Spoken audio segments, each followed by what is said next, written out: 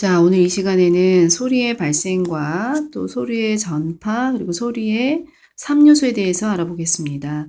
먼저 소리라는 것은 여러분이 알고 있다시피 음파라고도 말을 하는데요. 그 음파는 횡파와 종파 중에서 종파에 해당이 되는 파입니다. 자, 종파라는 게 무엇이죠? 네.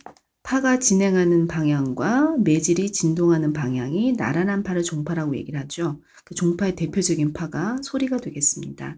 자, 먼저 소리가 들리기 위해서는 먼저 어떤 물체가 진동을 해야 됩니다. 자, 여기에서는 북을 한번 쳐보게 되면 이 북이 진동을 하게 되죠. 그 북이 진동을 하게 되면 그 바로 앞에 있는 공기들이 서로 그 진동을 통해서 서로 밀한 부분과 소한 부분, 또 밀한 부분과 소한 부분 이렇게 쭉 그 제자리에서 좌우로 진동을 하면서 그 에너지를 전달을 하게 되는데요. 그 에너지로 우리 귀에 있는 고막을 때리게 되면 고막이 진동을 해서 우리가 소리를 듣게 되는 것입니다. 만약에 소리 굽새 같은 경우에도 우리가 한번 치게 되면 이 소리 굽새가 진동을 하면서 웅 하는 그런 소리가 들리게 되겠죠. 자, 이런 식으로 해서 전달되는 게 소리이고요. 일단 소리에 전달되는 속력을 비교해 보시면 고체 일대가 가장 소리의 전달 속력이 빠릅니다. 그 다음 액체, 그 다음 기체이고요. 진공 상태에서는 소리가 전달이 되지를 않습니다. 왜 그럴까요? 네, 맞습니다. 자, 어떤 물질이 진동을 하더라도 그 물질을 전달해 줄 매질, 공기 자체가 없게 되면은 그 진동을 전달해 줄 물질이 없게 되는 것이기 때문에 에너지를 전달받을 수 없는 것이 되겠죠. 그래서 진공에서는 소리가 들리질 않겠습니다. 자, 그 다음에 공기라는 기체에서도요, 같은 공기일지라도 공기 온도가 높을수록 소리의 전달 속도가 빠르고요, 온도가 낮을수록 소리의 전달 속도가 느리게 됩니다. 그래서 우리가 기차가 올 때 멀리서 들려오는, 공기를 통해서 들려오는 기차의 그 경적 소리보다 철도 레일을 타고 들려오는 기차의 그 소리가 더 빨리 전달이 되기 때문에 귀를 레일에 대보면은 금방 기차가 오고 있는지 안 오고 있는지 알 수가 있는 것입니다. 자, 그 다음으로는 소리의 3요소에 대해서 알아보겠습니다.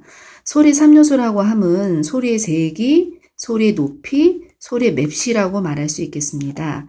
자, 소리 맵시라는 것은요, 간단하기 때문에 먼저 설명하겠습니다.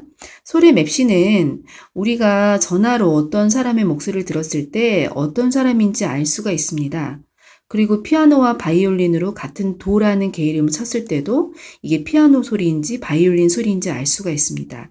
자, 그것은 소리를 내는 음원, 사람의 목소리나 악기의 소리가 음원이 되겠죠. 자, 그 음원에 따라서 각각의 소리의 맵시가 다 다르기 때문입니다. 그래서 이 소리의 맵시가 하나의 요소이고요. 그 다음 소리의 세기는 큰 소리냐 작은 소리냐에 관련된 것이고요. 소리의 높이는 높은 소리냐 낮은 소리냐에 관련되는 그런 요소입니다. 소리의 세기는 진폭과 관련이 있고요. 소리의 높이는 진동수와 관련이 있습니다. 자, 그럼 먼저 이 그래프 두 개를 한번 비교해 보시기 바랍니다. 먼저 그래프 두 개를 보시면 같은 시간 동안에 진동이 되는 횟수는 어떤가요? 3번을 진동을 했고 이 경우에도 1번, 2번, 3번의 진동을 하고 있습니다. 그래서 이 두 그래프의 공통점은 진동수가 같다 이고요. 그 다음 차이점은 뭔가요? 그렇죠. 중심에서부터 마루까지의 높이, 즉 진폭이 다르다는 것을 알 수가 있습니다. 여기는 진폭이 크고요. 여기는 진폭이 작은 그런 차이점이 있게 됩니다. 그래서 진폭이 크게 되면 큰 소리가 날 것이고요. 진폭이 작게 되면은 작은 소리가 나게 됩니다. 예를 들어서 스피커에서 볼륨을 최대로 해놓고 바로 앞에서 우리가 소리를 듣게 되면 어떨까요? 귀가 많이 아프겠죠? 심지어는 고막이 어떻게 될 수도 있을까요? 네, 터질 수도 있습니다. 그 이유는 진폭이 굉장히 크기 때문에 그 진폭이 큰 에너지로 우리 고막을 때리게 되면 고막이 진동을 하다가 어떻게 될까? 찢어질 수도 있는 것이겠죠. 그 다음에 진폭이 작은 이어폰의 경우에는 소리를 낮춰서 듣게 되면 우리 귀에 꽂고 있어도 소리가 작기 때문에 우리 귀에 별 지장을 주지 않는 것을 알 수가 있습니다.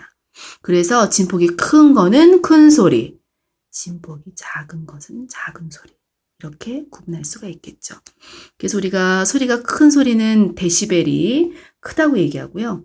소리가 작은 소리는 데시벨이 작다고 얘기를 합니다. 소리의 세기 단위는 데시벨이 되겠습니다. 데시벨의 단위는 dB라고 쓸 수가 있습니다. 자, 그 다음에 밑에 있는 그래프 두 개를 한번 또 비교해 보실까요?